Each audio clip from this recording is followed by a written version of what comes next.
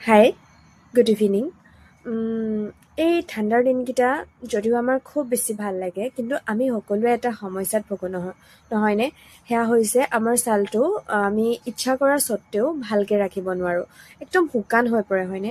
অকল মই বুলিয়ে নহয়, চাগে আপুনিও চাগে সেই সমস্যাটোত ভুগিব লগা হৈছে, নহয় জানো? আমাৰ ছালটো যিমানেই স্কিন কেয়াৰ নলওঁ কিয় শুকান হৈ আহে। সেইবাবে মই এটা ঘৰতে ৰেমেডি তৈয়াৰ কৰিলোঁ। নাজানো আপোনাৰ বাবে ফলপ্ৰসূ হয়নে নহয়, কিন্তু মই এইটো ঠাণ্ডা দিনত প্ৰায়ে ইউজ কৰোঁ, যাতে মোৰ স্কিনটো শুকাই নাযায়। শুকাইতো যায় বাৰু, তথাপিও শুকাই যোৱাৰ পিছত মই অকণমান যত্ন লওঁ।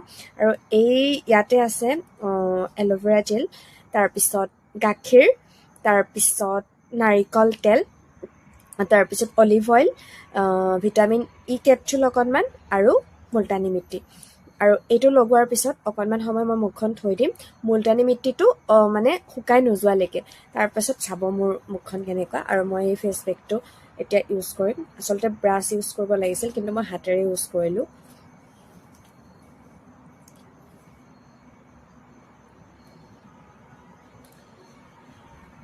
এনেকৈ আপোনালোকে গোটেই মুখখনত লগাই থৈ দিব অকণমান সময়।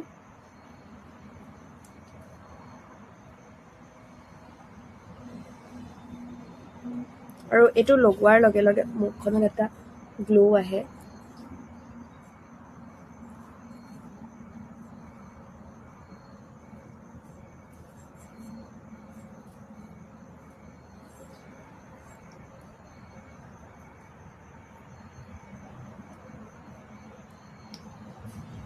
আচলতে মই টিউশ্যনলৈ লিপষ্টিক লগাই গৈছিলোঁ, সেইকাৰণে মোৰ মুখত লিপষ্টিক লাগিয়ে থাকিল। আপোনালোকে আকৌ নক'ব যে স্কিন কেয়াৰ সময়তো কিয় লিপষ্টিক লগাই থৈছে। আচলতে কথাটো তেনেকুৱাহে। এনেকৈ মই অলপ টাইম সানি পেলাই থৈ দিম।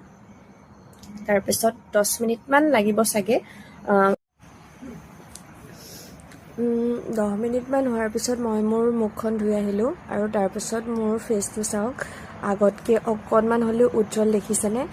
মই কিন্তু খুব ভাল পাইছোঁ, খুব ফ্ৰেছ লাগিছে। আৰু মানে স্কিনটোৰ যিটো শুকান ভাৱ, সেইটো অকণমান হ'লেও সেই কমি যোৱা যেন লাগিছে, যিহেতু মই সেই গাখীৰ বা এল'ভেৰা জেল সেইখিনিৰ পৰশ পাই গ'লোঁ। আৰু তাতে ভিটামিন ই কেপচুলো বহুত স্কিনৰ কাৰণে ভাল হয়। তাৰপিছত মুলতানী মিট্টিও গ্লো আনে। সেইকাৰণে মই নিজকে বহুত এটা ভাল ৰিজাল্ট ফিল কৰিছোঁ।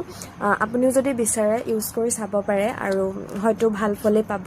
আৰু এনেকুৱা ধৰণৰ যদি স্কিন টিপছ লাগে মোক কমেণ্ট কৰিব। ধন্যবাদ।